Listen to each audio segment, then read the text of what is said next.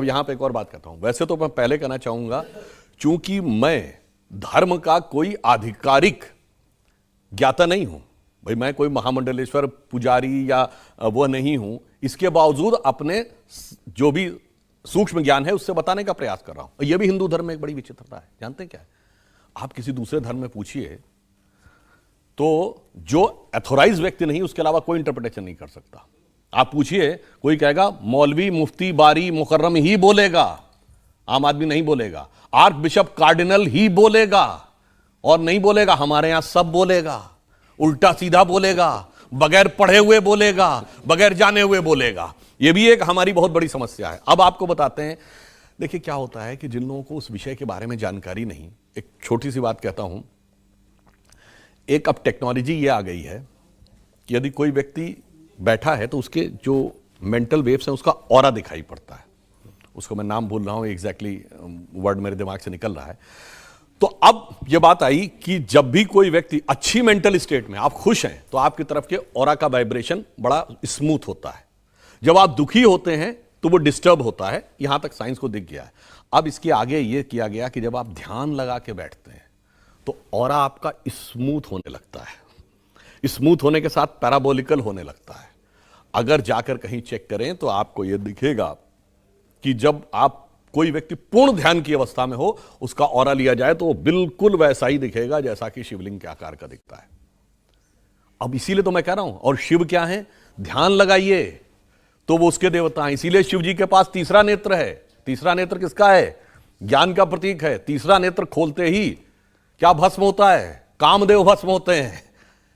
कामदेव किसके प्रतीक हैं? वासना के प्रतीक हैं। इसीलिए हमारे यहां पुरुषों में तिलक और स्त्रियों में बिंदी लगाने की प्रतीक थी, क्योंकि सारा अनुसंधान तीसरे नेत्र पर है। और तीसरा नेत्र कब खुलता है? जब ये आंख बंद करके आप ध्यान में जाते हैं। इसलिए मैं कह रहा हूं कि उन चीजों के बारे में जिसको नहीं पता, ये जानते कुछ कुछ ऐसी बात है।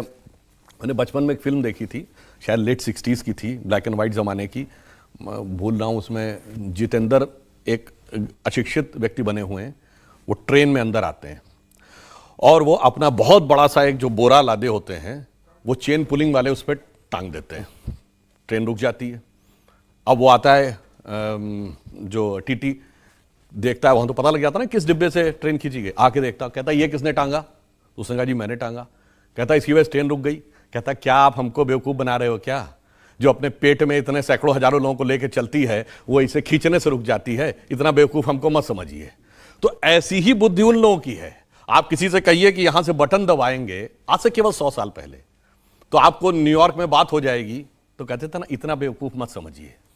इसलिए मैं कह रहा हूं ज्ञान का विकास होने दीजिए, तब आपको समझ में आएगा। अब एक उदाहरण दे देता हूं।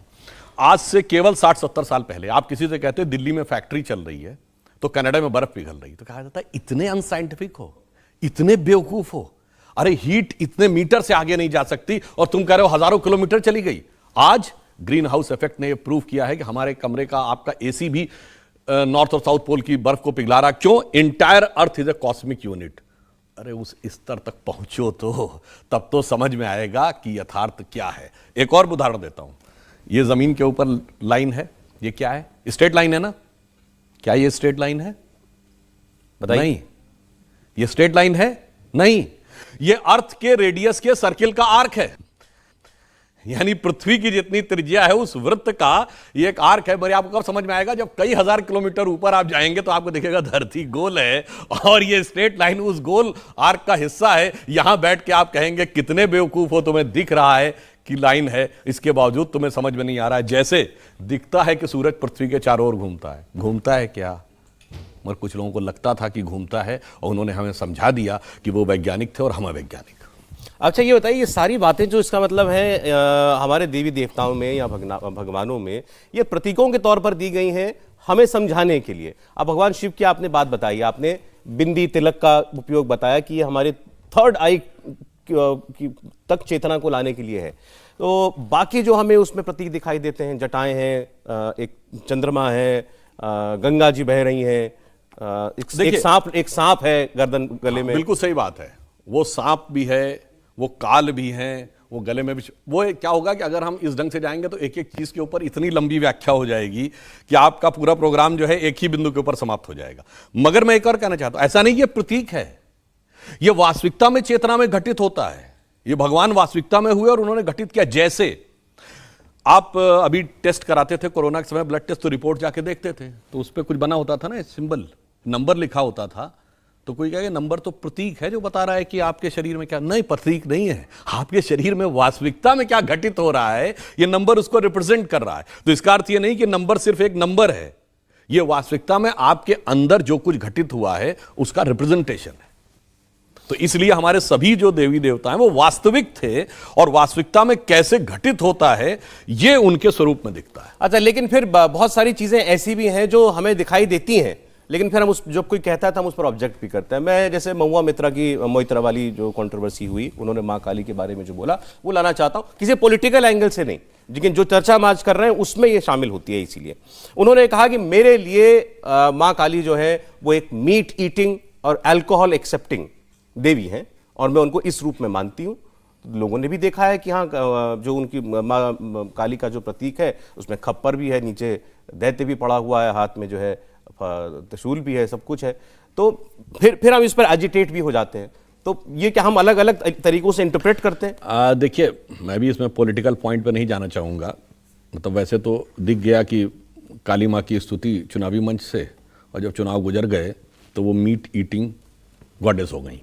खैर, वो विषय पे नहीं जाना चाहेंगे। मैं सिर्फ ये कहना चाहूँगा, यही तो मैंने बात कही थी कि जिसने उस विषय के बारे में कितनी जानकारी ली है, जिसको जानकारी यदि नहीं है उसके बावजूद आदमी अपना इंटरप्रिटेशन दे, तो वह अपने आप में बहुत हास्यास्पद नजर आ जाता है। जैसे मैंने अभी बताया ना कि 3 - 4 = बिल्कुल गलत है साहब, मगर इसके बावजूद तो कलाम साहब से पूछिए गलत है कि नहीं।